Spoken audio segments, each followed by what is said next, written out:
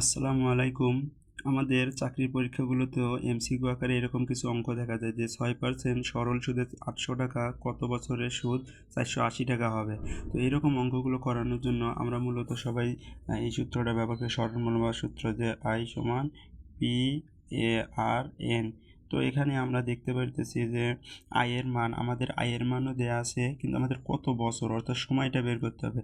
তাহলে আমরা এখানে একটা কাজ করতে পারি, এনটা এখানে রেখে এখানে আই ইকুয়াল পি বাই আর করতে পারি।